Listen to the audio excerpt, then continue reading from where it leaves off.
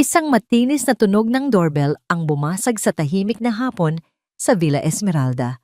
Napangiti si Althea habang naglalakad patungo sa pinto. Kanina pa niya inaasahan ito.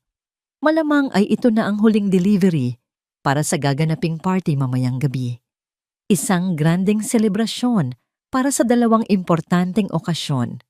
Ang ika-5 anibersaryo ng kasal nila ni Marco at ang ika-60 kaarawan ng kanyang ama, si Don Eduardo Reyes. Pagbukas niya ng pinto, isang delivery man na nakauniporme ang sumalubong sa kanya. May hawak na isang malaking kwadradong kahon na binalot sa mamahaling itim na papel at may eleganteng silver na ribbon. Walang logo ng kahit anong flower shop o gift store. Walang card. Ma'am Althea Santiago? Tanong ng lalaki. Ako nga. Sagot ni Althea, ang nangiti ay napalitan ng bahagyang pagtataka. Pinapabigay po, ma'am. Iniabot nito ang kahon at isang digital pen para sa kumpirmasyon. Pumirma si Althea at kinuha ang kahon. Magaan ito para sa laki nito. Nang isara niya ang pinto, tiningnan niyang muli ang regalo. Walang pangalan ng nagpadala. Siguro galing kay Marco. Naisip niya, isang maagang anniversary gift? Mahilig talaga sa sorpresa ang asawa niya.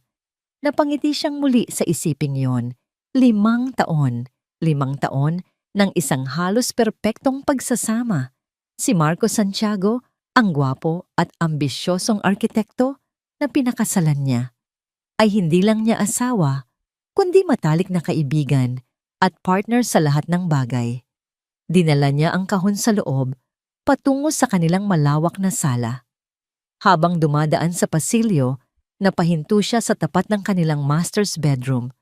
Nakasabit sa isang mannequin sa sulok ang kanyang wedding gown na ipinalabas niya mula sa imbakan para sa araw na ito. Isang paalala ng araw na ipinangako nila ang walang hanggan sa isa't isa. Naalala niya ang init ng mga kamay ni Marco habang isinusuot nito ang sing-sing sa kanyang daliri, ang pangako sa mga mata nito na siya lang ang mamahalin habang buhay. Umupo si Althea sa isa sa mga plush na sofa. Ipinatong ang misteryosong kahon sa center table na gawa sa salamin. Dahan-dahan niyang tinanggal ang silver na ribbon at maingat na pinunit ang itim na pambalot. Isang simpleng puting kahon ang nasa loob. Nang buksan niya ang takip, ang unang nakita niya ay isang tumpok ng mga litrato, nakaharap. Kinuha niya ang nasa ibabaw. Isang lalaki, isang babae, magkayakap sa isang beach, ang papalubog na araw ang kanilang background. Masaya sila, masyadong masaya. Nanlamig ang kanyang mga kamay. Ang paghinga niya'y tila na hinto. Si Marco, ang kanyang Marco. Ngunit ang babae, hindi niya kilala. Bata ito, maganda. At ang paraan ng pagtingin nito kay Marco ay puno ng pagmamay-ari. Hindi ito isang simpleng kaibigan. Hindi ito isang kasamahan sa trabaho. Ang init ng kanilang mga katawan, kahit sa litrato lang, ay ramdam na ramdam. Nanginginig ang mga daliri ni Althea habang isa-isa niyang tinitingnan ang mga sumunod na litrato. Bawat isa ay tila isang punyal na mas malalim ang pagbaon sa kanyang puso. Isang larawan sa loob ng isang mamahaling restaurant, nagtatawanan. Ang kamay ng babae ay nakahawak sa pisngi ni Marco. Isa pa sa lobby ng isang hotel, ang mga labi ni Marco ay nasa leeg ng babae at ang ngiti ng babae ay puno ng pangaakit. Ang huling larawan, isang selfie. Si Marco ay nakayakap sa babae. Pareho silang nasa kama. Ang mga mata ay nakapikit na tila bagong gising. Walang pag-aalinlangan, walang pagtatago, purong pagtataksil. Parang may humampas sa kanyang dibdib. Isang malakas na hampas na nagpapahirap sa kanyang huminga. Nagsimulang umikot ang kanyang paningin. Sino ito? Paano? Bakit? Sa ilalim ng tumpok ng mga litrato, may isa pang papel. Hindi ito litrato, isang dokumento. Kinuha niya ito. Ang mga daliri niya'y nanlalamig at nanginginig. Ito ay isang birth certificate. Nakapangalan kay Bea de la Cruz, At ang pangalan ng ama? Eduardo Reyes. Bumagsak ang litrato ni Marco at ng babae sa sahig. Gumulong ang puting kahon. Napahawak si Althea sa upuan. Pilit na inuunawa ang nakita. Bea de la Cruz, kapatid niya sa ama. Ang babaeng kinakasama ni Marco ay ang kanyang kapatid. Ang mundo ni Althea ay gumuho sa isang iglap. Hindi lang siya niloko ng asawa, niloko rin siya ng kanyang ama. At ang babaeng gumulo sa buhay niya ay may karugtong ng dugo ng kanyang pamilya. Isang butil ng luha ang unti-unting pumatak sa kanyang pisngi. Kasunod ang isa pa at isa pa. Nagsimula itong dumaloy, mainit at maalat, habang ang sakit sa kanyang dibdib ay tila walang katapusan. Napayuko siya. Ang mga kamay ay mahigpit na nakakapit sa birth certificate, na tila ito ang nag-iisang bagay na totoo, sa mundong biglang naging isang malaking kasinungalingan. Ilang minuto siyang nanatili sa posisyon na yon, tila isang rebulto na nawalan ng buhay. Ang kanyang mga luha ay naubos at napalitan ito ng isang matinding pait. Dahan-dahan, itinaas niya ang kanyang ulo. Tumingin siya sa salamin na nakaharap sa kanya. Ang babaeng nakikita niya ay basag. Ngunit sa likod ng basag na imahe, may isang apoy na nagsisimulang magliyab. Ang kirot ay naging galit. Ang galit ay naging determinasyon. Wala ng luha, wala ng sakit. Tanging lamig na lang ang kanyang naramdaman. Inabot niya ang kanyang cellphone sa side table. Ang kanyang mga daliri na kanina'y nanginginig ay ngayon ay matatag. Dinial niya ang numero ng kanyang personal assistant. "Hello, Joanna?" Malamig na sabi ni Althea. Ang boses ay kalmado na parang walang nangyari. "I need you to prepare a presentation. Tonight, for the party." Natahimik sa kabilang linya. "Anong presentation, ma'am?" Tanong ni Joanna halatang nagtataka. Ngumiti si Althea, isang nanangiting hindi umabot sa kanyang mga mata. "Gusto kong malaman ng lahat. Lahat. Ang regalo ko para sa kaarawan ng papa at para sa anniversary namin ni Marco." Tumayo siya, humarap sa bintana at tiningnan ang papalubog na araw. Mamayang gabi, bulong niya sa sarili, hindi na para kay Joanna, kundi para sa kanyang sarili. Lahat sila makakatanggap ng isang maling regalo. At ito ay magiging isang gabing hindi nila malilimutan. Hapon na, naghahanda na ang buong bahay para sa party. Abot-abot ang mga caterer, event stylists, at assistants na naglalagay ng finishing touches sa hardin at sa loob ng Villa Esmeralda. Ang bawat sulok ay puno ng buhay, puno ng kagalakan, isang stark na kaibahan sa bagyong nagniningas sa loob ni Althea. Inayos niya ang kanyang simpleng black cocktail dress. Sa harap ng salamin, wala siyang makitang bahid ng sakit o galit sa kanyang mukha. Nasanay na siyang itago ang kanyang tunay na damdamin sa likod ng isang perpektong ngiti. Ito ang natutunan niya bilang anak ng isang Reyes at asawa ng isang Santiago. Panatilihin ang imahe, anuman ang mangyari. Pero ngayon, hindi lang imahe ang pinoprotektahan niya. Ito ay isang maskara, isang perpektong maskara para sa isang perpektong trahedya. Narinig niya ang tunog ng sasakyan ni Marco sa driveway. Isang bahagyang pagtaas ng kilay ang tanging naging reaksyon niya. Tamang-tama. Dumating na ang bida sa sarili niyang palabas.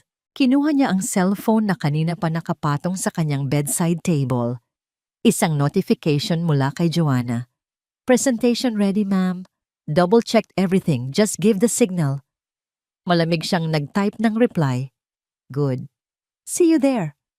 Paglabas niya ng kwarto, naabutan niya si Marco sa sala, kakapasok pa lang. May hawak itong bouquet ng white roses, ang paborito niya. Suot pa nito ang kanyang business attire, halatang galing sa opisina. "Sorry, love," bungad ni Marco.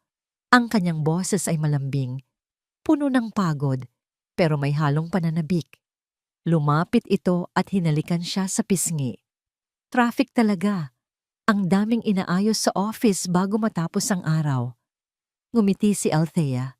Isang perpektong ngiti. Okay lang, Marco.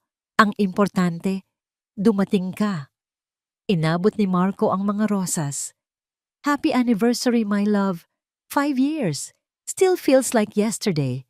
Kinuha ni Althea ang mga bulaklak. Ang bawat talulot ay tila nagtatago ng tinik. Naramdaman niya ang matinding pagnanais na ipukpok ang mga rosas na yon sa mukha ni Marco. Ngunit pinigilan niya ang sarili. Kailangan niyang maging kalmado. Kailangan niyang maging siya. Ang Althea na kilala ni Marco. Thank you, Marco. Sagot niya. Ang boses ay matamis at puno ng pagmamahal. Ang ganda nila. Hinalikan niya si Marco sa labi. Isang halik na hindi nakarating sa kanyang puso. Naramdaman niya ang bahagyang pag-urong ni Marco. Tila nagtataka sa init ng kanyang halik. Siguro ay nasanay na ito sa isang malamig na asawa. O siguro ay nakokonsensya ito. Kailangan mo nang maghanda. Sabi niya, tinuro ang direksyon ng hagdan. Marami ng bisita ang dumarating.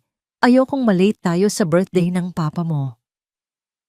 Bumuntong hininga si Marco. Oo nga pala. Malapit na rin matapos ang project ko sa Makati. Finally, may oras na ako para sa'yo. Talaga? Tanong ni Althea. Ang kanyang mga mata ay nanatiling nakatitig sa mukha ni Marco.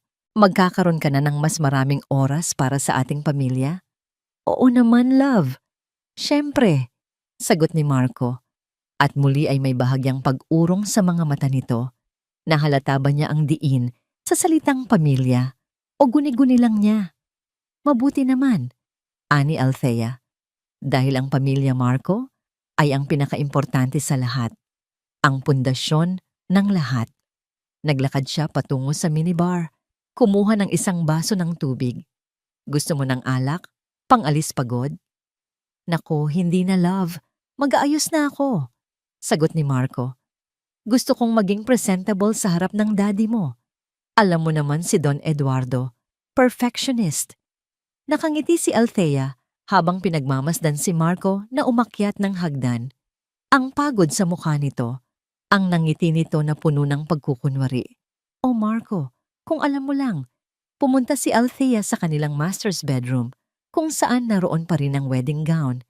Kinuha niya ang itim na vest na nakasabit sa likod ng pinto, ang paboritong suot ni Marco sa mga formal event. Marco? Tawag niya. Bumukas ang pinto ng banyo. Yes, love? Naiwan mo ang vest mo? Sabi niya, inilapag ang vest sa kama. Suotin mo ito mamaya. Gusto kong makita ng lahat kung gaano kakagwapo.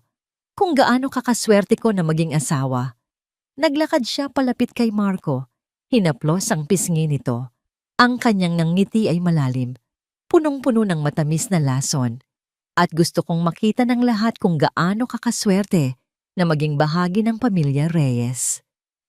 Muli ay bumalik ang pagtataka sa mga mata ni Marco.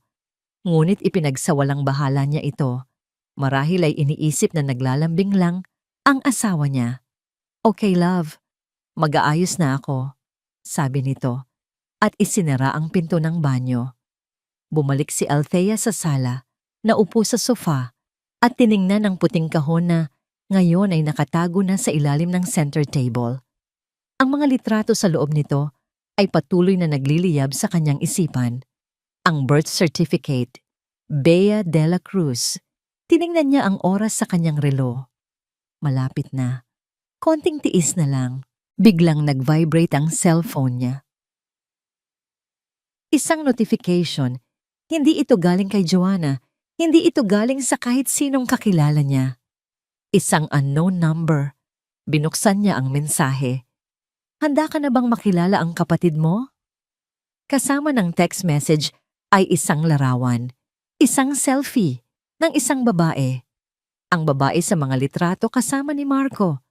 Ang nangiti nito ay puno ng katuwaan, halos mapanukso, habang nakatayo sa harap ng malaking gate ng mismong venue kung saan gaganapin ang birthday party ng kanyang ama. Si Bea de la Cruz, naghihintay. Naramdaman ni Althea ang paglamig ng buong katawan niya. Hindi lang ito plano ni Bea para sirain ang kasal niya. Ito ay isang plano na may mas malalim na ugat. At ang Bea na yon, ang Bea na nagpadala ng text message ay nagpapahayag ng isang laro. Nagpakawala ng isang marahan at malamig na pagtawa si Althea. Laro? Sige, bulong niya sa sarili habang nakatitig sa litrato ni Bea. Lalaruin ko. Ang Grand Ballroom ng Manila Peninsula ay kumikinang sa ilaw ng chandelier at palamuti. Ang mga bisita, pawang mga respetadong personalidad sa mundo ng negosyo at lipunan, ay naglalakad sa paligid. May hawak na champagne at nakikipag-usap ng mahina. Ang bawat sulok ay sumisigaw ng karangyaan, isang perpektong backdrop para sa isang perpektong pamilya. Nakasuot si Althea ng isang emerald green gown na gawa ng isang sikat na designer. Elegante siya at ang kanyang nangiti ay walang bahid ng anumang problema. Sa tabi niya, si Marco ay nakasuot ng itim na tuxedo, ang kanyang paboritong vest, at sa mata ng sinuman, sila ay isang magandang couple, ang epitome ng tagumpay at pagmamahalan. Ngunit sa ilalim ng ngiti ni Althea ay may isang napakalamig na determinasyon. Ang kanyang mga mata ay palihim na nagmamanman. Hinihintay niya ang kanyang kapatid. Maya-maya, nakita niya ito. Pumasok si Bea sa function hall, nakasuot ng isang simpleng puting cocktail dress, ngunit ang kanyang presensya ay malakas. Sinalubong siya ni Marco sa pintuan at sa isang iglap, nagpalitan sila ng isang sulyap na puno ng pagmamay-ari. Nakaramdam si Althea ng isang matinding kirot, ngunit mabilis niya itong itinago. Pumunta si Bea sa isang mesa malapit sa stage kung saan nakaupo si Don Eduardo Reyes, ang kanyang ama. Lumapit si Marco sa kanila, bumulong kay Bea at bahagyang ngumiti. Ang pamilyang ito, ang pamilyang nabuo sa kasinungalingan. Tumingin si Althea sa kanyang ama. Nakaupo si Don Eduardo sa kanyang mesa, napapalibutan ng mga mahal sa buhay at mga kaibigan, masaya at proud, kung alam lang niya kung anong regalo ang naghihintay sa kanya. Dumating ang tamang oras. Inanunsyo ng MC ang segment para sa mga speeches at toasts. Lumakad si Althea patungo sa stage, ang kanyang mga yapak ay matatag at may kumpiyansa. Kinuha niya ang mikropono. Magandang gabi po sa inyong lahat. Panimula niya, ang kanyang boses ay malinaw at malambing. Maraming salamat po sa inyong pagdalo sa napakahalagang gabing ito, hindi lang para sa ika-5 anibersaryo ng kasal namin ng aking asawa, si Marco. Huminga siya ng malalim at ang kanyang ngiti ay bahagyang kumislap. Kundi para rin sa kaarawan ng pinakamamahal kong ama, si Don Eduardo Reyes. Happy birthday, Papa! Nagpalakpakan ang mga tao. Nilingon niya si Marco at si Bea na magkatabi. Ang kanilang mga mukha ay nakangiti. Ngunit bago tayo magpatuloy sa pagdiriwang, patuloy ni Althea, ang kanyang boses ay naging bahagyang mas seryoso. Nais ko sanang ibahagi ang isang regalo na aking natanggap ngayong araw. Isang regalo na nagpapakita ng tunay na kulay ng ilang taong mahalaga sa buhay ko. Nagkaroon ng bulungan sa mga bisita. Bahagyang nagtaas ng kilay si Don Eduardo. Naramdaman ni Marco ang isang kaba at mabilis siyang lumingon kay Bea. Joanna! Tawag ni Althea. Tumango sa kanyang assistant na nasa control booth. Biglang dumilim ang buong ballroom at ang spotlight ay tumutok sa malaking LED screen sa likod ng stage. Ang unang imahe na lumabas ay ang litrato ni Marco at Bea na magkayakap sa beach. Ang sunset ang background. Nagulantang ang buong venue. May isang malakas na sigaw mula sa isang babae. Narinig ni Althea ang pagbagsak ng isang baso ng champagne. Nakita niya ang mukha ni Marco, namutla. Ang mga mata nito ay nanlalaki, puno ng pagkabigla at takot.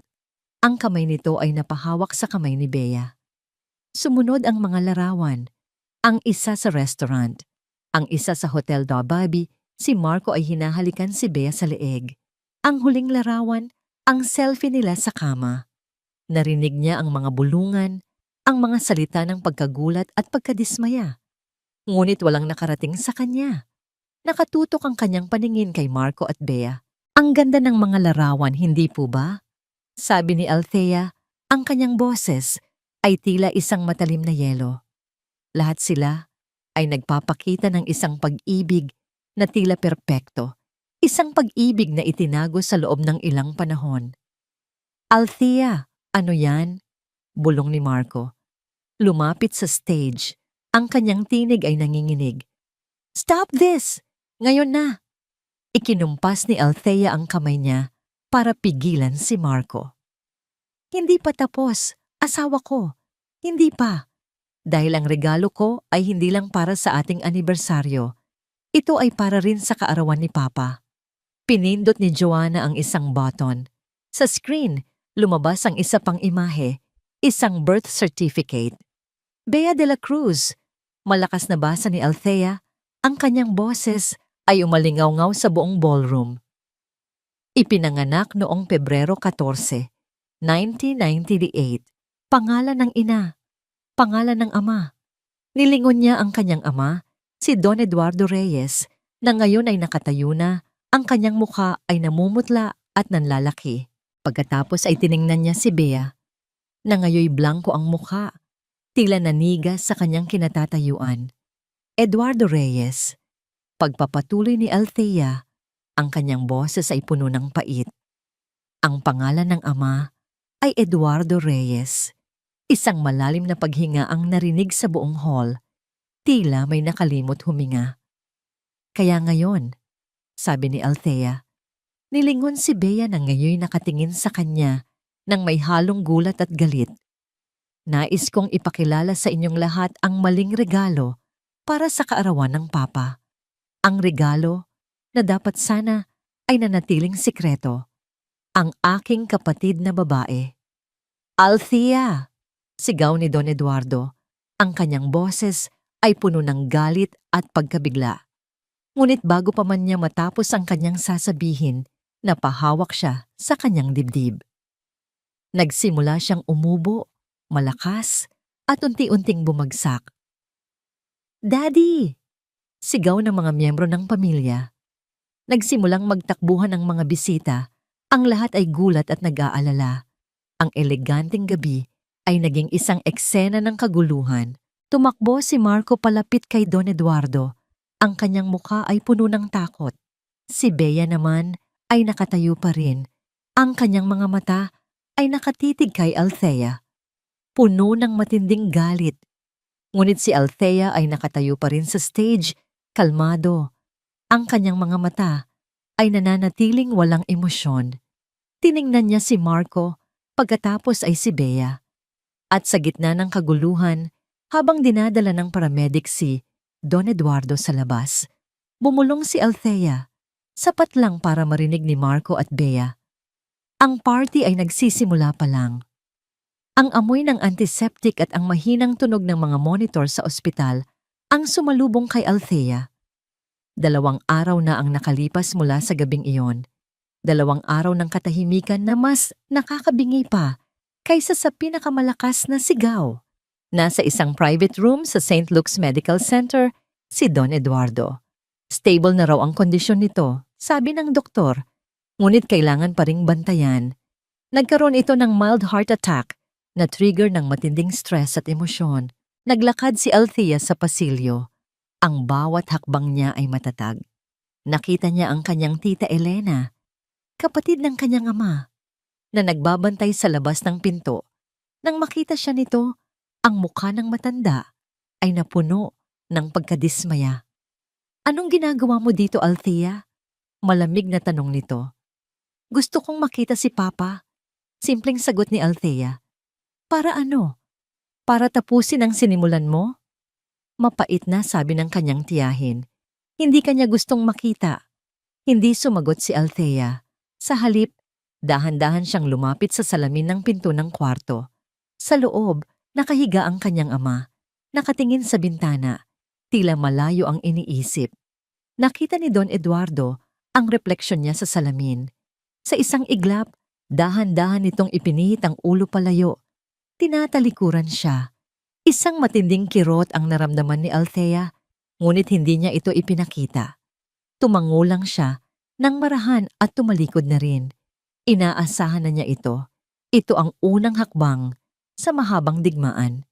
Habang naglalakad siya palayo, narinig niya ang isang pamilyar na boses. Althea, please, mag-usap tayo. Si Marco. Nakatayo ito sa dulo ng pasilyo. Ang itsura ay gusot. Ang mga mata ay namumugto. Halatang hindi ito nakakatulog ng maayos. Sinubukan itong lumapit, ngunit huminto si Althea at tiningnan ito nang walang anumang emosyon. Wala na tayong dapat pag-usapan, Marco. Sabi niya, ang boses ay kasing lamig ng hangin sa ospital. Please, love, let me explain. Pagmamakaawa nito. Hindi ko sinasadya. Lahat ng ito, hindi mo sinasadya? Isang sarkastikong nangiti ang gumuhit sa labi ni Althea. Ang alin doon, Marco? Ang lokohin ako? O ang lokohin ako kasama ang sarili kong kapatid? Hindi nakasagot si Marco. Nagpatuloy sa paglakad si Althea. Nilampasan siya na parang hindi niya ito kilala. Hinabol siya ni Marco. Hinawakan ang kanyang braso. Althea! Mabilis na binawi ni Althea ang kanyang braso. Ang kanyang mga mata ay nag-aapoy na ngayon sa galit. Don't you dare touch me! Mula ngayon, ang ugnayan na lang natin ay sa loob ng boardroom ng Reyes Corporation. Malinaw ba? Tumalikod na siya at hindi na lumingon pa. Kinabukasan, sa ika-40 palapag ng Reyes Tower sa Makati, ang tensyon sa loob ng boardroom ay halos nahihipo. Ang lahat ng miyembro ng Board of Directors ay naroroon, kabilang si Marco, na nakaupo sa tapat ni Althea. Nang pumasok si Althea, nakasuot ng isang navy blue power suit, ang lahat ay natahimik. Umupo siya sa kanyang pwesto, sa tabi ng bakanteng upuan ng kanyang ama, at inilapag ang kanyang tablet sa makintab na mahogany table. Good morning, bati niya. Ang kanyang boses ay profesional at kontrolado. I called for this emergency meeting for a very specific reason. Binuksan niya ang kanyang tablet at ipinroject ang isang dokumento sa malaking screen. As you all know, Marco Santiago is heading our biggest project to date, the Azure Sky Towers, a project that relies heavily on our company's reputation for integrity and stability. Tumingin siya sa bawat miyembro ng board. However, recent events have brought to light Mr. Santiago's unethical conduct that not only reflects poorly on his character, but also poses a significant risk to the brand and integrity of Reyes Corporation. This is a personal matter, sabat ni Marco. Ang boses ay nanginginig sa galit at hiya. Is it, Mr. Santiago? Tanong ni Althea. Hindi inaalis ang tingin sa kanya. When your actions caused the company's chairman to suffer a heart attack in front of our biggest investors and partners, it ceases to be personal. It becomes a corporate crisis. Nagkaroon ng bulungan sa paligid. Ang ibang board members ay napayuko. Iniiwasan ang tingin ni Marco. Therefore, pagpapatuloy ni Althea, I am officially moving to have Mr. Santiago suspended indefinitely from all his duties and projects, pending a full internal investigation into this matter. I believe it is in the best interest of the company to protect itself from further damage. Tumayo si Marco. Hindi mo pwedeng gawin to, Althea. This is my project, my career. You should have thought of that before you decided to sleep with my sister. Sagot ni Althea, ang bawat salita ay mabagal at puno ng diin. Katahimikan. Walang nangahas na sumalungat kay Althea. Bilang anak ng chairman at isa sa mga may-ari ng pinakamalaking shares, ang kanyang salita ay may bigat. Isa-isang nagsitanguan ang mga board members bilang pagsang-ayon. Tapos na ang laban bago pa man ito magsimula. Umalis si Althea sa boardroom nang hindi na muling tinitingnan si Marco. Habang naghihintay ng elevator, Nakita niya mula sa malayo si Bea na naghihintay sa labas, puno ng pag-aalala. Nang lumabas si Marco, sinalubong siya ni Bea, hinawakan ang kamay nito at may ibinulong. Ngumiti si Althea sa sarili. Hayaan silang magdamayan. Hayaan silang magkasama sa kanilang pagbagsak. Pagpasok niya sa kanyang sasakyan, kinuha niya ang kanyang cellphone. Binuksan niya ang kanyang email. Gumawa ng bagong mensahe. Ang recipient, marco@santiago@reyescorp.com. Walang subject. Walang laman ng body ng email. Pumindot siya sa attach file icon. Ang kanyang daliri ay mabilis na nag-navigate sa kanyang document folder. Ilang sandali lang, nakita na niya ang hinahanap. Isang PDF file na kanina lang ay ipinadala sa kanya ng kanyang abogado. Ang pangalan ng file, Divorce Petition Santiago PDF. Walang pag-aalinlangan, pinindot niya ito. Lumitaw ang file sa ilalim ng email, handa nang ipadala. Tinitigan niya ang pangalan ni Marco sa to-field. 5 taon. Isang pangalan na minsan ay nagdulot sa kanya ng kilig. Ngayon, wala na. Isa na lang itong pangalan sa listahan ng mga bagay na kailangan niyang tapusin. Pinindot niya ang send button. Isang malalim na hininga ang pinakawalan niya. Hindi ito hininga ng kaluwagan. Hindi rin ito hininga ng tagumpay. Ito ay isang hininga ng pagtanggap. Nagsimula na. At hindi na niya ito uurungan. "Sir," sabi niya sa kanyang driver na naghihintay. "Sa opisina ni Attorney Diaz." "Yes, ma'am," sagot ng driver. "At pakibilisan," dagdag ni Althea habang nakatingin sa bintana. Sa papalubog na araw sa ibabaw ng mga gusali ng Makati. Marami pa tayong kailangang gawin. Nakatayo si Bea sa bintana ng maliit na condo unit na tinitirhan niya kasama si Marco. Mula dito, tanaw niya ang kumikinang na mga ilaw ng Makati, kabilang na ang pinakamatayog sa lahat, ang Reyes Tower. Ang turing iyon, para sa kanya, ay hindi lang isang gusali. Ito ay isang simbolo. Isang monumento ng buhay na ipinagkait sa kanya. Anong gagawin na natin ngayon? Ang basag na boses ni Marco ang pumutol sa kanyang pag-iisip. Nakaupo ito sa sofa. Ang mukha ay nakasubsob sa kanyang mga palad. Sa tabi nito sa mesa ay ang cellphone nito, bukas sa email na ipinadala ni Althea. Ang divorce petition. Lumapit si Bea at umupo sa tabi niya. Marang hinaplos ang kanyang likod. "Huwag kang mag-alala. Malalagpasan din natin to. Magkasama tayo." "Paano?" tanong ni Marco. Itinaas ang kanyang mukha na puno ng desperasyon. "Wala na, Bea. Sinira niya ako. Tinanggal niya ang proyekto ko. Ngayon, gusto niya akong hiwalayan. Paano tayo magsisimula?" Isang pamilyar na galit ang gumapang sa puso ni Bea. Siya. Palaging si Althea.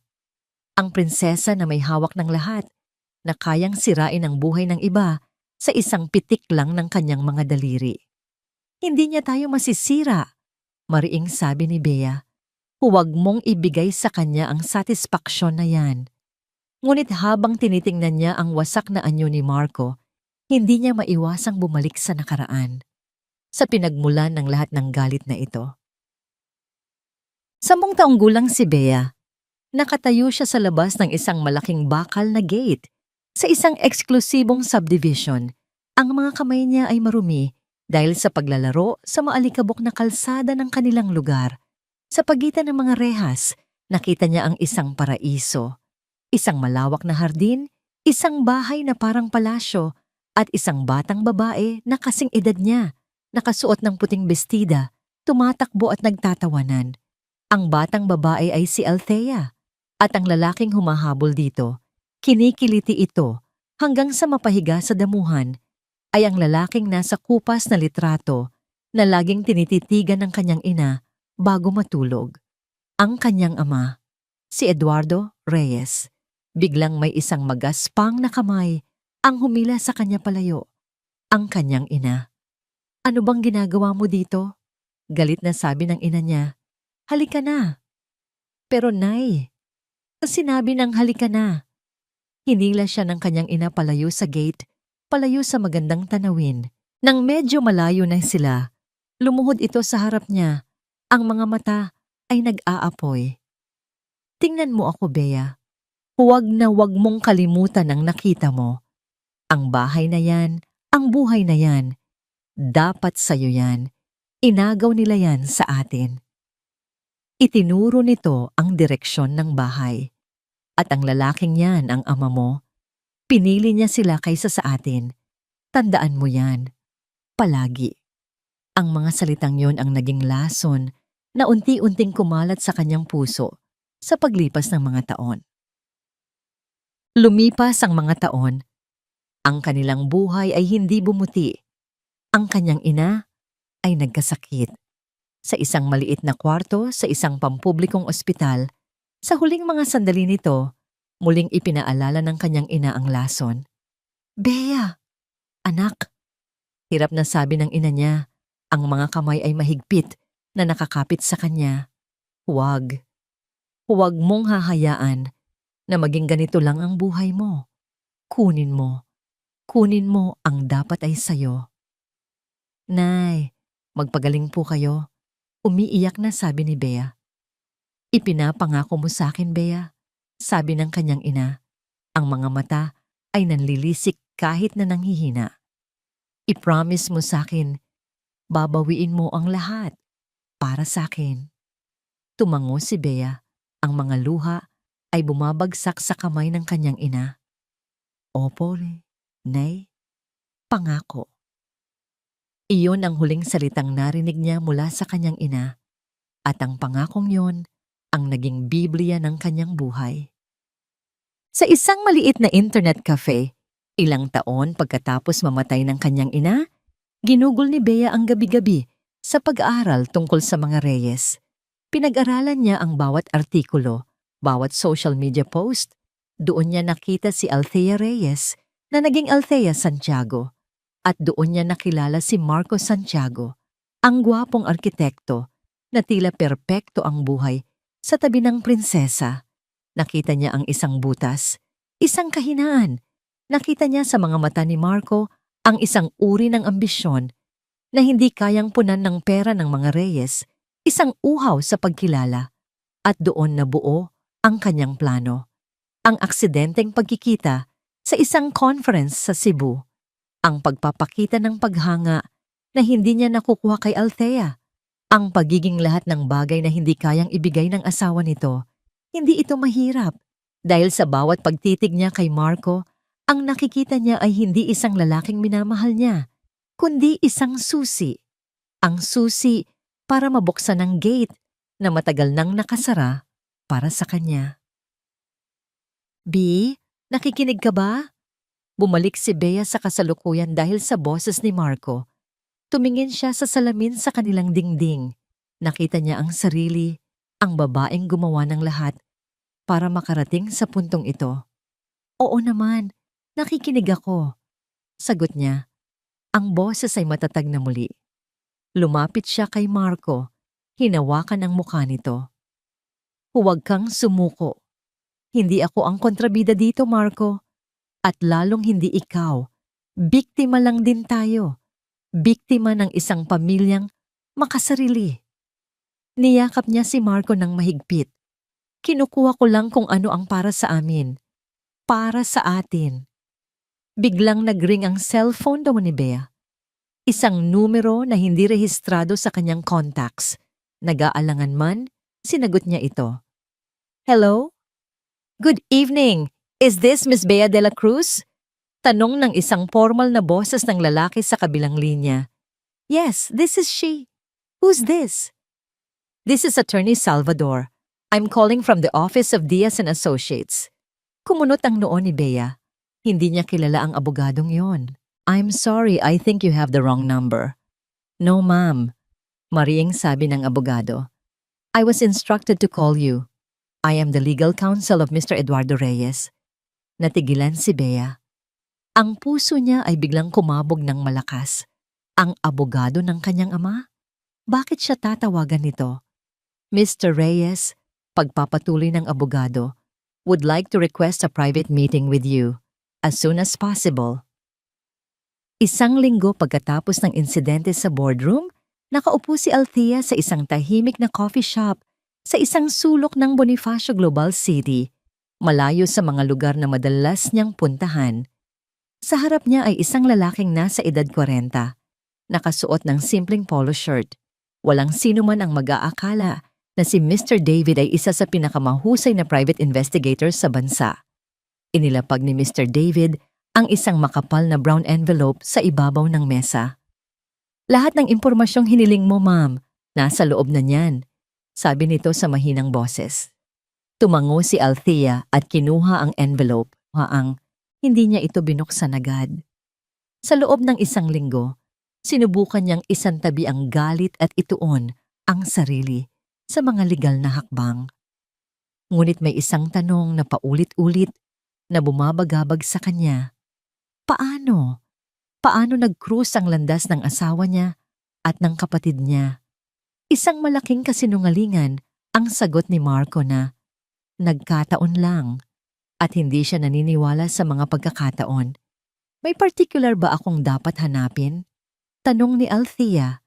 Ang mga mata ay nakatitig sa envelope. Tingnan ninyo po ang mga travel itinerary at hotel bookings, ma'am. Mula 8 buwan na ang nakakaraan. Sagot ng investigador. At pagkatapos, ang mga litrato. Binuksan ni Althea ang envelope.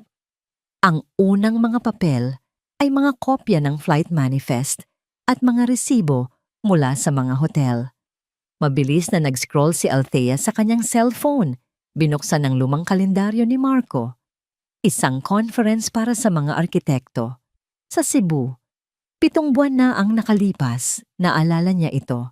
Umuwi si Marco mula sa biyaheng iyon na tila masigla, puno ng bagong inspirasyon. Nakita niya ang pangalan ni Marco sa flight manifest at ilang linya sa ibaba, Bea de la Cruz, parehong flight.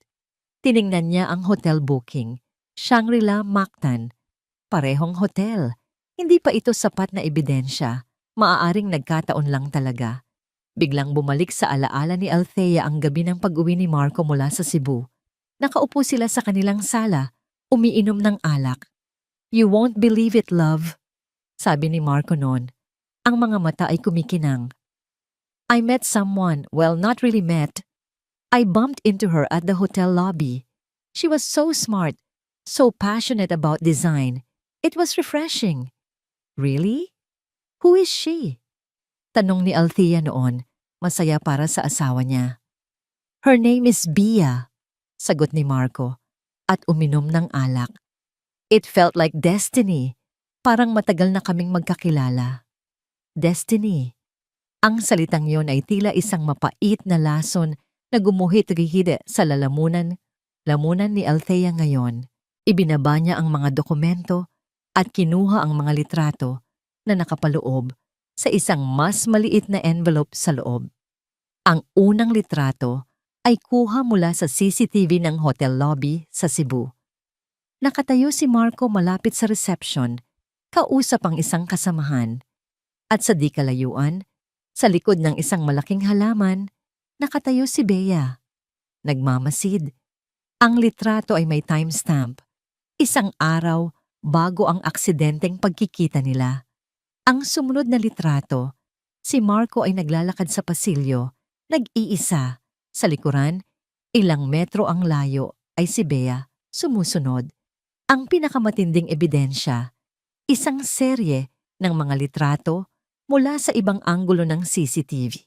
Nakatayo si Bea malapit sa isang kanto. Nakita niyang paparating si Marco.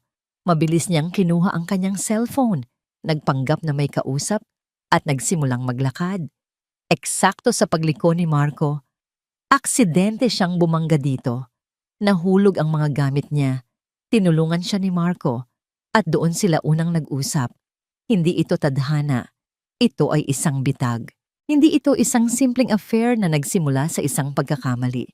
Ito ay isang kalkuladong plano, isang pangangaso. At ang kanyang asawa, ang kanyang perpektong buhay, ang target. Ang galit na naramdaman ni Althea Noong una niyang makita ang mga litrato sa kahon, ay walang-wala kumpara sa nag-aalab na puot na nararamdaman niya ngayon. Ang pagtataksil ay masakit, ngunit ang planadong paninira, iyon ay hindi mapapatawad. Nagsara ang mundo ni Althea. Ang tanging naririnig niya ay ang malakas na pagtibok ng kanyang puso. Isinara niya ang envelope. "Salamat, Mr. David," sabi niya. Ang boses ay nakakagulat na kalmado. "Ipadala mo na lang sa opisina ko ang bill." Tumayo siya at umalis nang hindi na lumilingon. Pag-uwi niya sa penthouse, kung saan wala nang bakas ni Marco, dumiretso siya sa kusina. Kumuha siya ng isang baso at nagsali ng malamig na tubig. Nanginginig ang kanyang kamay, hindi dahil sa takot, kundi dahil sa matinding galit na pilit niyang pinipigilan. Tinitigan niya ang baso ng tubig. Ang malinaw na likido. Ang kanyang refleksyon, isang babaeng niloko, isang babaeng pinagplanuhan, isang babaeng ginawang tanga, isang malakas na sigaw ang kumawala sa kanyang lalamunan, isang sigaw na puno ng sakit at galit. Sa isang iglap, ibinato niya ang baso sa pader. Ang tunog ng nabasag na salamin ay umaling-awngaw sa tahimik na penthouse kasabay ng pagbagsak ng kanyang mga luha. Ngunit hindi ito ang luha ng kalungkutan na una niyang naramdaman. Ito ay luha ng matinding puot. Napayuko siya, humahagulgol, hindi dahil sa awa sa sarili, kundi dahil sa bigat ng katotohanan. Pinaglaruan siya. At ang pinakamasakit, ang lalaking pinagkatiwalaan niya ng kanyang buong buhay ay nagpagamit. Naging isang sunod-sunuran sa laro ng iba. Dahan-dahan, tumigil ang kanyang pag-iyak. Pinunasan niya ang kanyang mga pisngi. Itinaas niya ang kanyang ulo at muling tumingin sa kanyang refleksyon sa isang salamin sa dingding. Ang babaeng nakatingin pabalik ay hindi nawasak. Ang mga mata nito ay hindi na puno ng luha. Ang mga mata nito ay nagliliyab. Kinuha niya ang kanyang cellphone mula sa countertop. Ang kanyang mga daliri ay hindi na nanginginig. Matatag na ito, puno ng isang bagong layunin. Hinahanap niya ang pangalan ni Marco sa kanyang contacts. Nakita niya ito. "Marco, my love." Isang mapait ng ngiti ang sumilay sa kanyang labi bago niya pinindot ang call button. 2 ring lang sinagot na ito. "Althea?" Ang boses ni Marco sa kabilang linya ay puno ng pag-aalinlangan at gulat. Halatang hindi niya inaasahan ang tawag na ito. Humugot ng malalim na hininga si Althea at pinilit na gawing pinakamatamis at pinakamalambing ang kanyang boses, na parang bumabalik sa dating sila. "Marco," sabi niya. Ang bawat salita ay maingat na pinili. "Kamusta ka na?" Natahimik si Marco sa kabilang linya. Halatang naguguluhan sa biglaang pagbabago ng kanyang tono. "Okay lang. Ikaw?" "Okay lang din." Pagsisinungaling ni Althea. "Naisip-isip ko lang, siguro tama ka. Siguro kailangan nating mag-usap para maayos to." Narinig niya ang biglaang pag-asa sa boses ni Marco. "Talaga, love? Gagusto mo? Pwede tayong magkita. Kahit saan, kahit kailan." "Oo," sabi ni Althea. Ang kanyang boses ay parang pulot na may nakatagong lason. "May alam akong isang tahimik na lugar para walang gulo, para malinaw nating mapag-usapan ng lahat." "Sige, sige. Sabihin mo lang." Mabilis na sagot ni Marco. Ngumiti si Althea. Isang nangiting hindi nakikita ni Marco.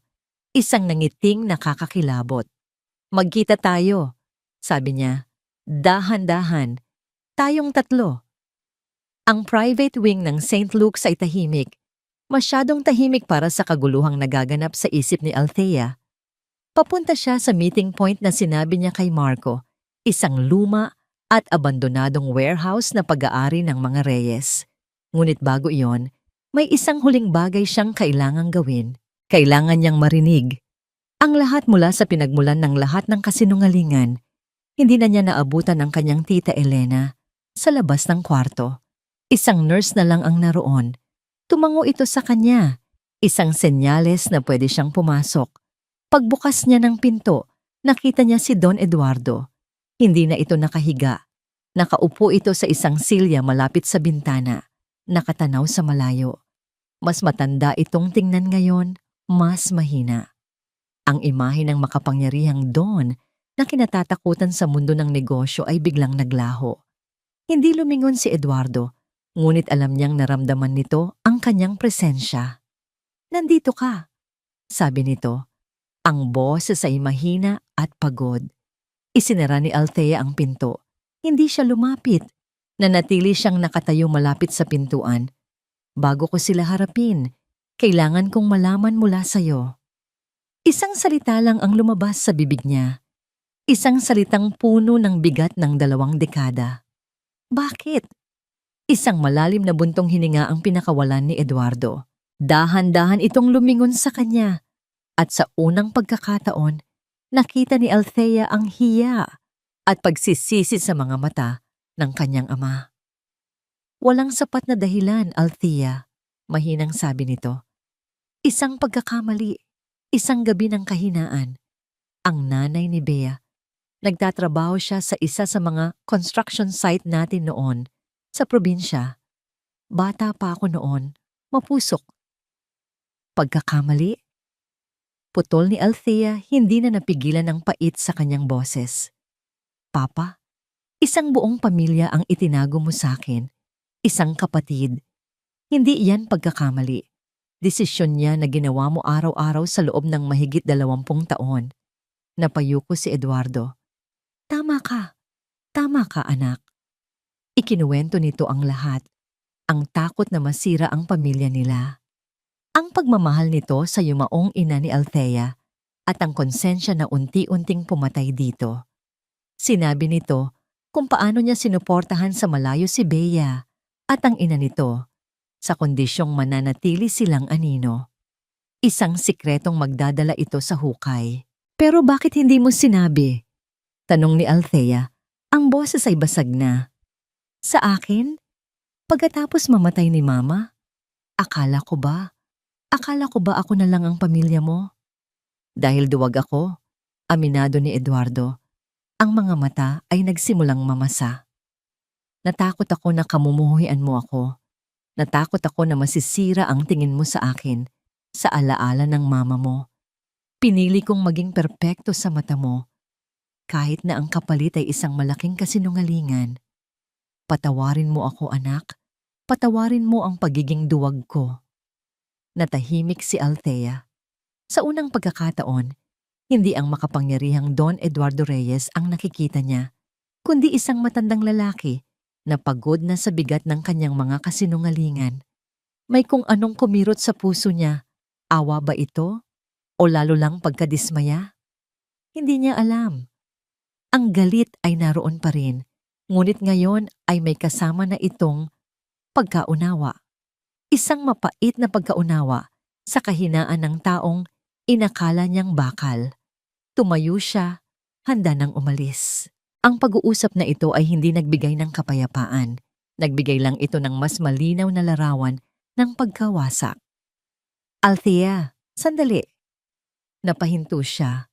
May kinuha si Eduardo mula sa bulsa ng kanyang roba, isang luma at maliit na susi na kulay tanso. "Ano yan?" tanong ni Althea. "Kung gusto mong malaman ang buong katotohanan, ang katotohanan na kahit ako ay takot harapin," sabi ni Eduardo. Ang boses ay nanginginig. "Pumunta ka sa lumang opisina ng mama mo sa bahay. May isang maliit na safe sa likod ng mga libro. Ito ang susi." Inabot nito ang susi sa kanya. Nag-aalangan man, kinuha ito ni Althea. Malamig ang bakal sa kanyang palad. "Ano ang nasa loob?" Tumingin si Eduardo sa kanya. Ang mga mata ay puno ng isang kakaibang lungkot at babala. "Ang mga sulat at diary ng mama mo," sagot nito. "Pero mag-ingat ka, Althea." Huminga ito ng malalim. May mga sikreto na mas mabuting manatiling nakabaon. Ang gabi ay malalim na. Sa kanyang home office, Sa tuktok ng penthouse na dati nilang pinagsasaluhan ni Marco, ang tanging liwanag ay mula sa dalawang malalaking monitor sa harap ni Althea. Ang katahimikan ay binabasag lang ng mahinang pag-type niya sa keyboard. Hindi na siya ang asawang umiiyak. Ngayong gabi, isa siyang estratehista. Sa isang screen ay nakabukas ang mga blueprint at financial projection ng Azure Sky Towers, ang proyektong buhay ni Marco. Naalala niya ang mga gabing ipinapaliwanag sa kanya ni Marco, ang bawat detalye, ang mga pangarap nito para sa gusaling iyon. Ang mga pillow talk na yon na dati puno ng pagmamahal, ngayon ay mga bala na sa kanyang arsenal. Sa tulong ng isang loyalista sa accounting department, natagpuan niya ang hinahanap. Isang maliit na discrepancy, isang pagbabago sa supplier ng bakal na hindi dumaan sa tamang proseso, na aprubahan gamit ang pekeng pirma. Isang desisyon na ginawa ni Marco para makatipid at mapabilis ang proyekto, isang shortcut na ngayon ay magiging katapusan niya. Gumawa si Althea ng isang bagong email address, isang pangalan na walang pagkakakilanlan. Ang mensahe ay maikli, direkta at walang emosyon. To the esteemed members of the board and key investors, it has come to my attention that there are serious structural and financial anomalies within the Azure Sky Towers project. Please see attached files for your immediate and urgent review. A concerned stakeholder. Inattach niya ang mga ebidensya, ang pekeng purchase order, ang email trail, ang ulat mula sa isang independent structural engineer na palihim niyang kinuha. Pinindot niya ang send. Sa isang iglap, ang bombang ilang araw na niyang binuo ay pinakawalan na niya. Kinabukasan, habang umiinom siya ng kape, isang tawag ang natanggap niya mula sa isang board member na kakampi niya. "It's done, Althea," sabi ng boses sa kabilang linya. "The board voted for immediate termination. Legal is preparing a case for corporate fraud. He's finished." "Thank you," simpleng sagot ni Althea bago ibaba ang tawag. Ilang sandali pa, isang notification mula sa kanyang bangko. Isang pagtatangkang mag-withdraw ng malaking halaga mula sa kanilang joint savings account. Access denied. Isang pagtatangka na gamitin ang supplementary credit card. Card blocked. Nilaro niya sa isip ang eksena. Si Marco, nagpapanik, sinusubukang kumuha ng pera. At si Bea, sa tabi nito, inaalok ang kanyang maliit na naipon na parang isang patak ng tubig na sinusubukang apulahin ng isang impyerno. Ang huling hakbang. Nang tumunog ang intercom ng kanyang penthouse, alam na niya kung sino iyon. Sa security monitor, nakita niya ang mukha ni Marco. Gusot ang damit, magulo ang buhok, ang mukha ay puno ng galit at desperasyon. "Althea, I know you're there! Open the damn door!" Sigaw nito, ang boses ay basag at malat sa speaker. "Mag-usap tayo. Please, Althea." Hindi sumagot si Althea. Dumiretso siya sa kanyang wine chiller, kumuha ng isang bote ng pinakamahal na Cabernet Sauvignon at nagsalin sa isang baso. Bumalik siya sa monitor, pinapanood ang pagwawala ni Marco sa labas ng kanyang pinto. "Huwag mo namang gawin to sa'kin!" Pagmamakaawa nito, ang galit ay napalitan na ng pagsusumamo. "Sinira mo na ang buhay ko. Ano pa bang gusto mo?" Itinaas ni Althea ang kanyang baso ng alak na parang isang tahimik na toast sa lalaking nasa screen. Dahan-dahan niyang pinatay ang volume ng intercom, hinahayaan ang mga sigaw ni Marco na maging isang tahimik na pelikula ng pagkawasak. Pagkatapos ng ilang minuto, sumuko rin si Marco. Napaluhod ito sa labas ng pinto, bago tuluyang tumayo at umalis na parang isang basang sisiw. Dinala ni Althea ang kanyang alak sa balkonahe. Mula doon, tanaw niya ang buong syudad, ang mga ilaw, ang buhay, ang tore ng Reyes Corporation. Naramdaman niya ang kapangyarihan. Nanalo siya.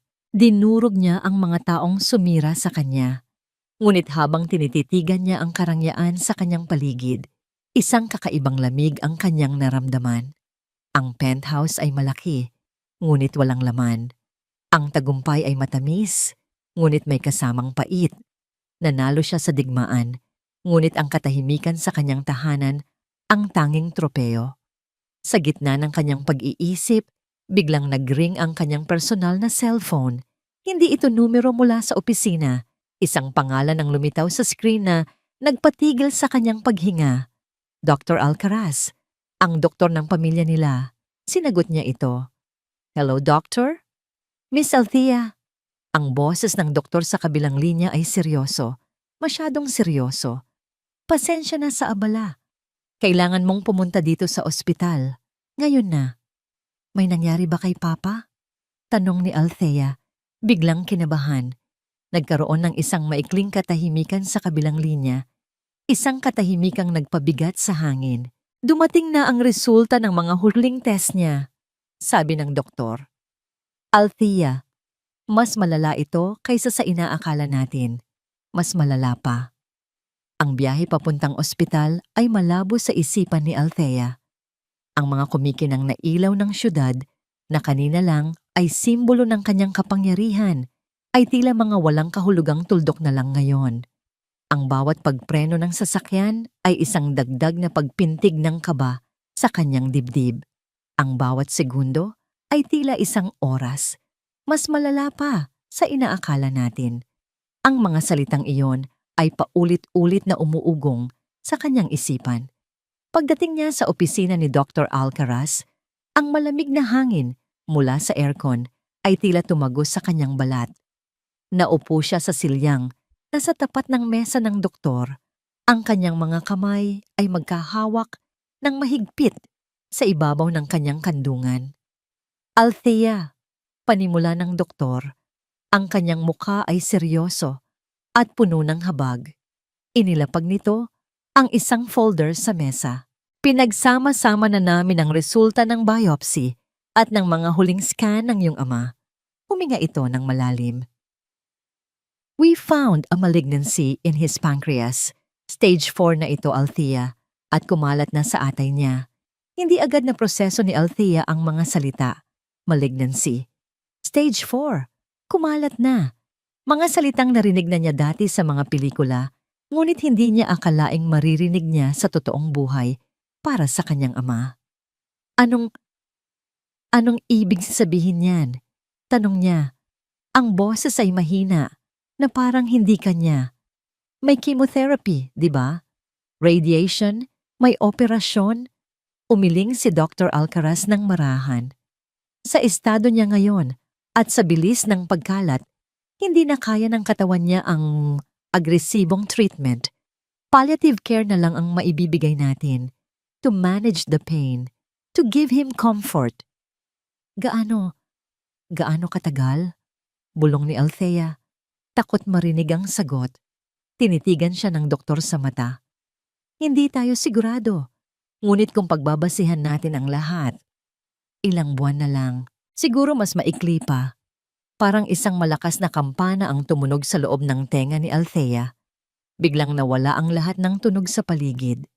Ang boses ng doktor ay tila nanggagaling sa malayo. Ang malamig na pakiramdam ay gumapang mula sa kanyang mga paa, pataas sa buong katawan niya. Tumayo siya, hindi na maalala kung paano. Naglakad siya palabas ng opisina na parang isang robot. Hindi niya namalayan ang pagtawag ng doktor sa kanyang pangalan. Sa tahimik at puting pasilyo ng ospital, doon siya bumigay. Napasandal siya sa pader at dahan-dahang napaupo sa sahig. Ang lakas na ipinakita niya sa boardroom, ang lamig na ipinakita niya kay Marco. Ang lahat ng yon ay naglaho. Walang luhang lumabas sa una, isang malalim at tahimik na kirot lang. Ang mga imahe ng kanyang paghihiganti ay mabilis na dumaan sa kanyang isipan. Ang mukha ni Marco sa security monitor, puno ng desperasyon, ang takot sa mga mata ng board members, ang matamis na pakiramdam ng tagumpay habang umiinom siya ng alak sa kanyang balkonahe. Lahat ng yun ngayon ay parang isang masamang biro. Nagsimula siyang umiyak. Tahimik sa una, pagkatapos ay naging mga hikbi na hindi niya mapigilan. Napahawak siya sa kanyang dibdib na parang sinusubukang pigilan ang puso niyang madurog. Anong silbi ng lahat ng ito? Anong kwenta ng pagpapabagsak niya kay Marco? Anong halaga ng panalo niya kung sa huli, ang nag-iisang taong natitira sa pamilya niya ay mawawala rin? Habang abala siya sa pagsira sa buhay ng iba, unti-unti namang namamatay ang sarili niyang ama. Pagkatapos ng ilang minuto, naubos ang kanyang mga luha. Ang natira ay isang nakakabinging kahungkagan. Dahan-dahan siyang tumayo. Ang kanyang mga binti ay nanginginig pa rin. Tumingin siya sa direksyon ng kwarto ng kanyang ama. Sa siwang ng pinto, nakita niya ito. Nakahiga, nakatingin sa kisame. Mukha itong mas matanda, mas payat, mas nag-iisa. Hindi ito ang makapangyarihang Don Eduardo Reyes. Ito ang kanyang papa. Ang kanyang papa na malapit nang mamatay. Bigla niyang naalala ang huli nilang pag-uusap. Ang luma at tansong susi na nasa loob ngayon ng kanyang wallet. Ang mga salita ng kanyang ama. May mga sikreto na mas mabuting manatiling nakabaon. Ang lahat ng galit niya para sa pagtataksil, para sa mga kasinungalingan, ay biglang napalitan ng isang matinding pagsisisi. Pinunasan niya ang kanyang mukha. Ang determinasyon sa kanyang mga mata ay bumalik. Ngunit hindi na ito ang determinasyong pinakain ng galit.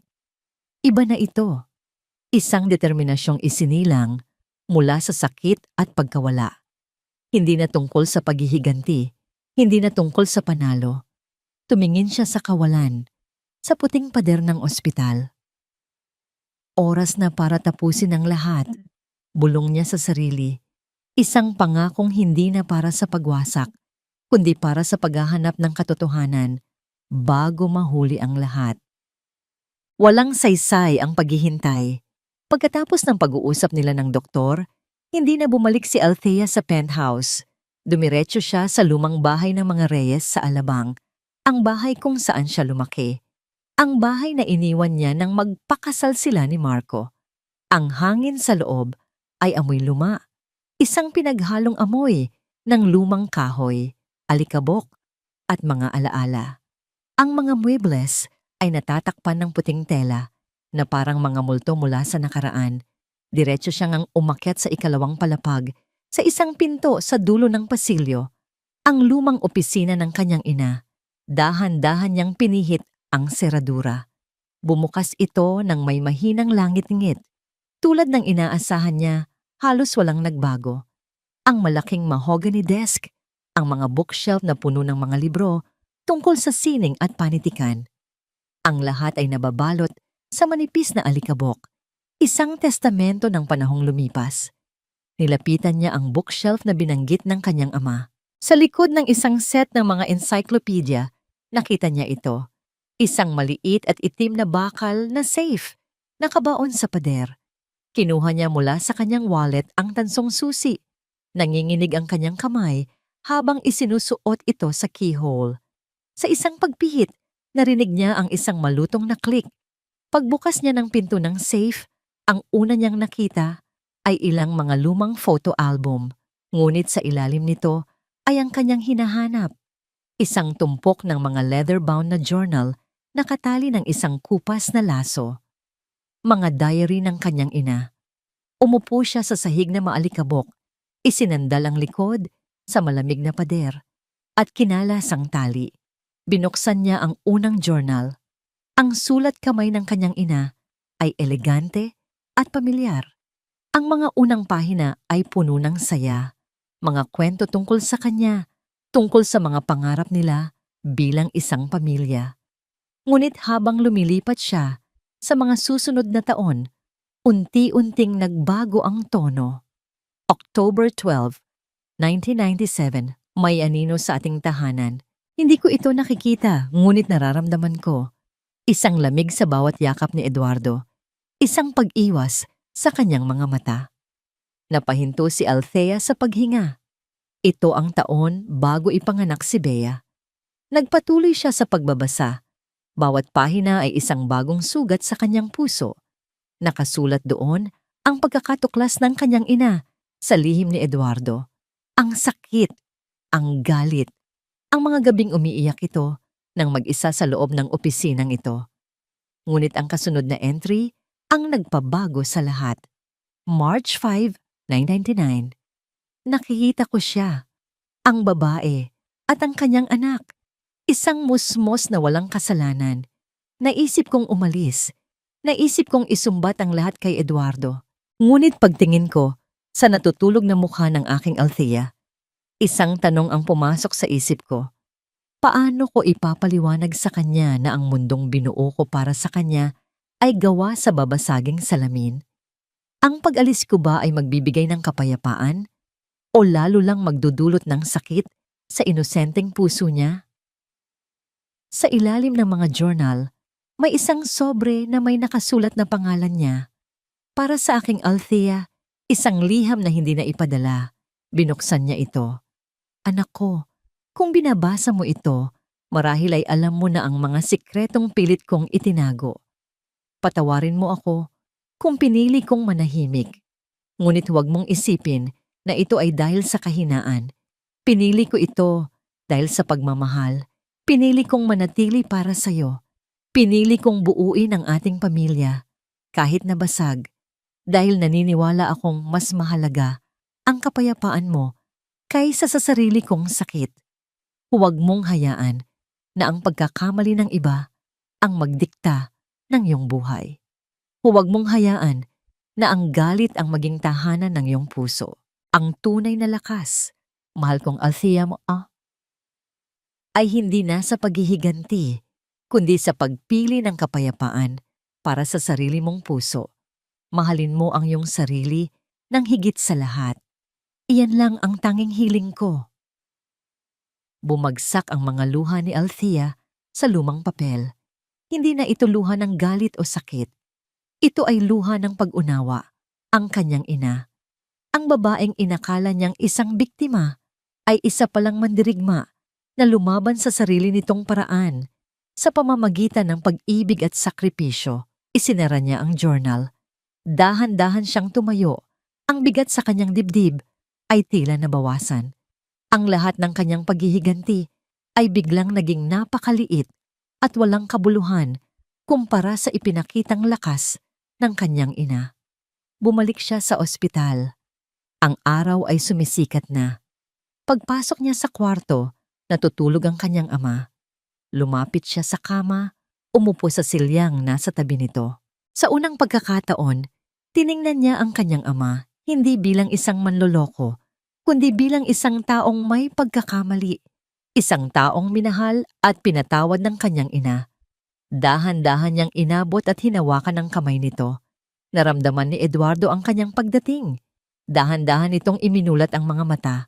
Nang makita siya nito at ang kamay niyang nakahawak sa kanya, isang butil ng luha ang gumulong sa gilid ng mga mata nito. Althea, bulong nito, ang boses ay paos. Nabasa mo. Tumango si Althea, isang maliit na ngiti ang sumilay sa kanyang labi. Opo, Papa. Huminga siya ng malalim. At naiintindihan ko na.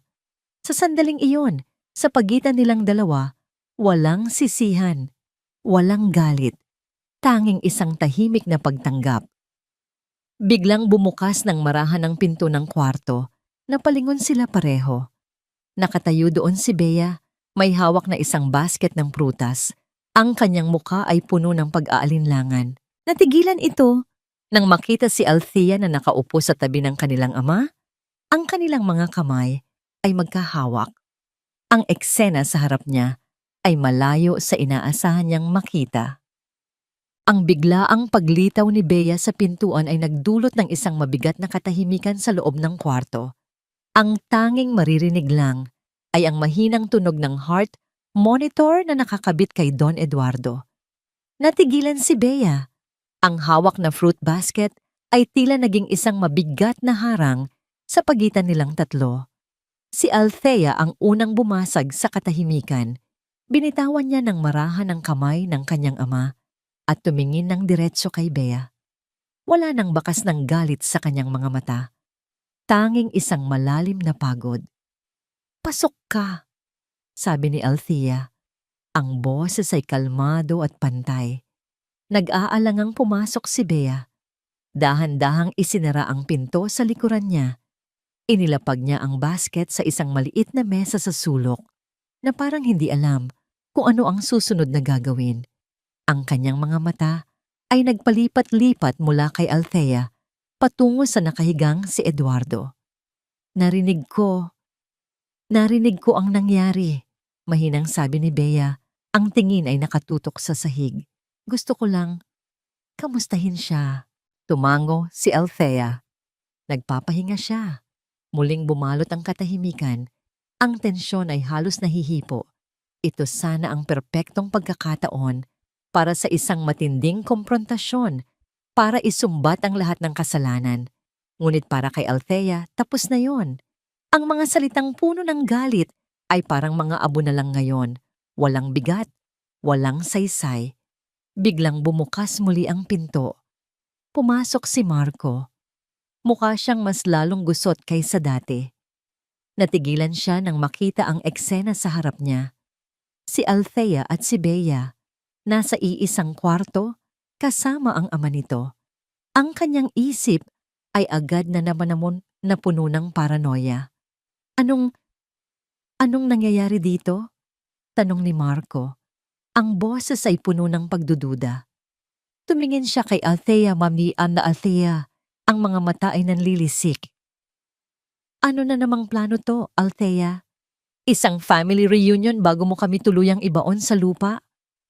Hindi natinag si Althea sa akusasyon. Tumingin siya kay Marco, pagkatapos ay kay Bea. Ang 2 taong nagdulot sa kanya ng pinakamatinding sakit. Ngunit ngayon, ang nakikita niya lang ay 2 taong naliligaw, na biktima rin ng mga pangyayari at ng kanilang sariling mga desisyon. Umupo kayo, sabi ni Althea. Ang kanyang boses ay may awtoridad, ngunit walang galit. May kailangan tayong tapusin. Nagkatinginan si Marco at Bea, ngunit sumunod din. Umupo sila sa maliit na sofa na parang 2 estudyanteng pinapagalitan ng prinsipal. Tumayo si Althea at tumingin sa bintana.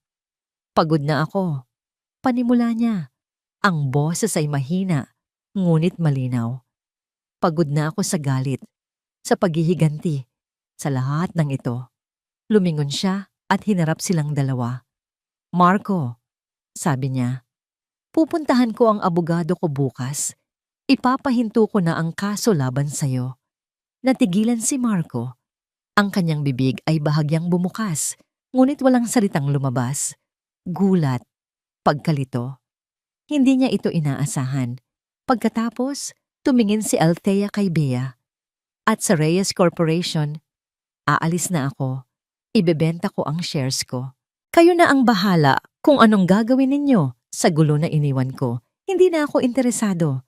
Bakit? Sa wakas ay naitanong ni Marco, hindi makapaniwala. Bakit mo to ginagawa? Ito na yung gusto mo, di ba? Ang makita kaming nagdurusa. Isang mapait na ngiti ang sumilay sa labi ni Althea. Oo, yan ang gusto ko noon. Pero habang abala ako sa pagsira sa inyo, hindi ko namalayan na mas sinisira ko pala ang sarili ko. At ang pinakamahalaga sa lahat, tumingin siya sa kanyang natutulog na ama. Nawawalan ako ng oras. Hindi ko ito ginagawa para sa inyo. Paglilinaw niya, ang kanyang tingin ay bumalik sa kanila. Matatag at walang pag-aalinlangan. Ginagawa ko to para sa kanya at para sa akin. Para sa kapayapaan na ninakaw ninyo. Na ninakaw ko rin sa sarili ko. Katahimikan. Si Marco ay hindi makapagsalita. Ang kanyang isip ay hindi kayang iproseso ang biglaang pagbabago. Ngunit si Bea, dahan-dahan itong tumayo. Ang kanyang mukha ay hindi na nagpapakita ng pagiging palaban o ng pagiging biktima. Ang tanging makikita lang ay isang malalim na pagsisisi. Sorry. Isang salita lang. Hindi ito isang paghingi ng tawad na naghihintay ng kapalit. Ito ay isang pag-amin. Isang simpleng pag-amin ng kasalanan. Tumingin si Althea sa kanya. Sa unang pagkakataon, nakita niya hindi ang kanyang karibal, kundi ang kanyang kapatid, isang babaeng nagkamali rin tulad ng kanilang ama. Tumango si Althea bilang pagtanggap, hindi ng pagkakaibigan, kundi ng katotohanan. Naglakad siya patungo sa pinto. "Teka, Althea, saan ka pupunta?" tanong ni Marco. Tumatayo na rin. "Anong mangyayari sa atin?" Huminto si Althea sa may pintuan. Ang kanyang likod ay nakaharap sa kanila. Hindi na siya lumingon. "Ang buhay ninyo, sa inyo na," sabi niya. Ang bawat salita ay isang paglaya. "Ang sa akin ay sa akin." At pagkatapos ay lumabas na siya. Isinara ang pinto sa likuran niya. Naglakad siya sa mahabang pasilyo ng ospital, palayo sa kwartong yon, palayo sa nakaraan. Bawat hakbang niya ay mas magaan kaysa sa nauna.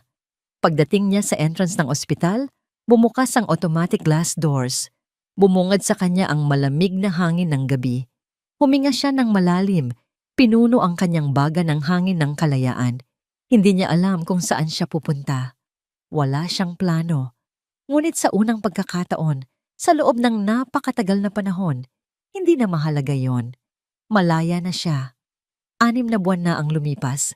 Ang damo sa Manila Memorial Park ay lunti ang luntian, at ang sikat ng araw ay banayad na tumatama sa mga pangalang nakaukit sa marmol.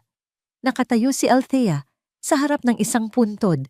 Ang hangin ay marahang nagpapagalaw sa laylayan ng kanyang simpleng puting bestida.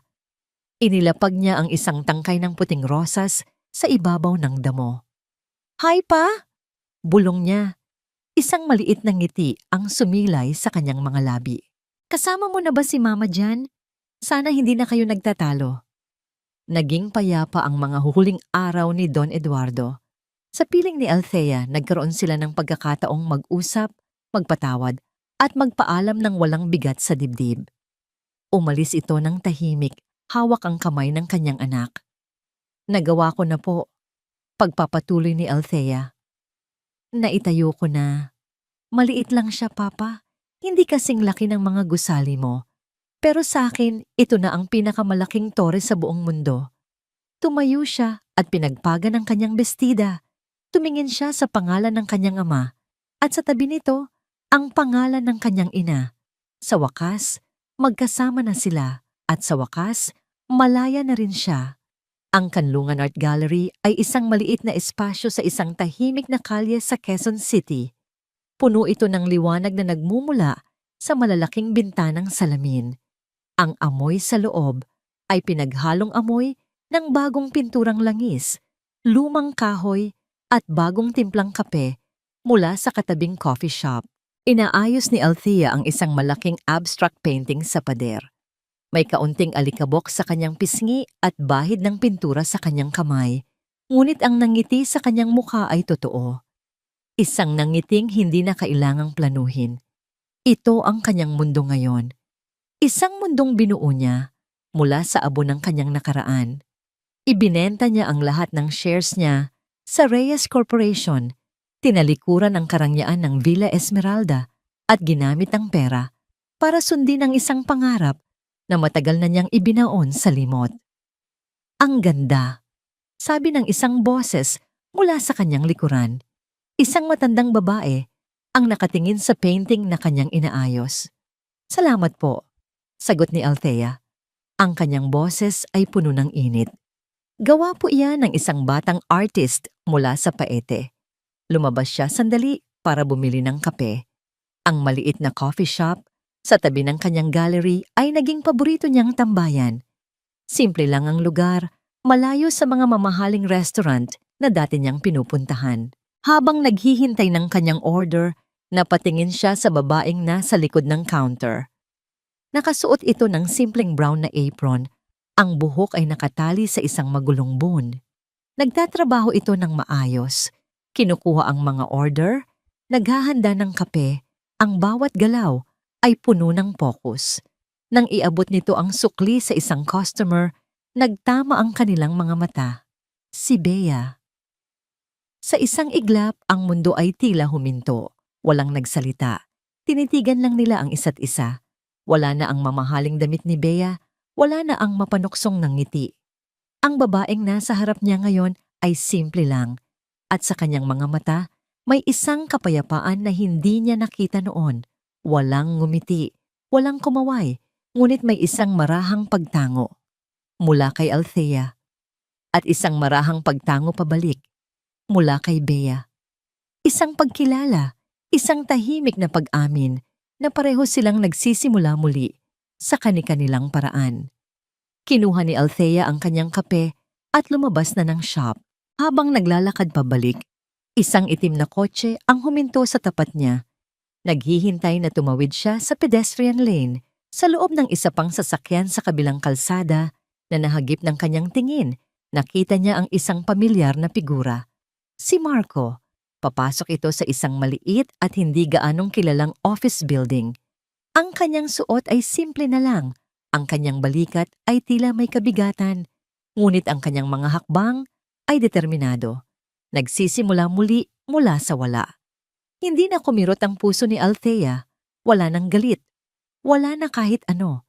Isa na lang siyang estranghero mula sa isang malayong kabanata ng kanyang buhay.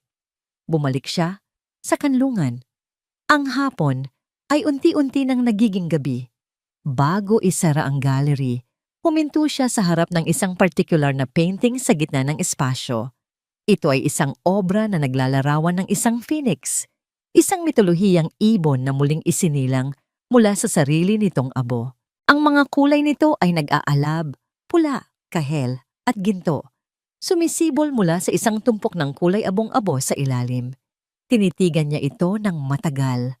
Naalala niya ang babaeng umiiyak sa sahig ng kanyang penthouse, ang babaeng puno ng galit sa boardroom, ang babaeng nawalan ng lahat sa pasilyo ng ospital. Ang mga bersyon na yon ng kanyang sarili ay parang mga abo na lang ngayon. At ang babaeng nakatayo dito ngayon, sa gitna ng kanyang munting santuwaryo, na napapaligiran ng sining at kapayapaan. Siya ang phoenix, napangiti si Althea. At sa unang pagkakataon, ang ngiting iyon ay para lamang sa kanya. At dito nagtatapos ang makulay na kwento ni Althea.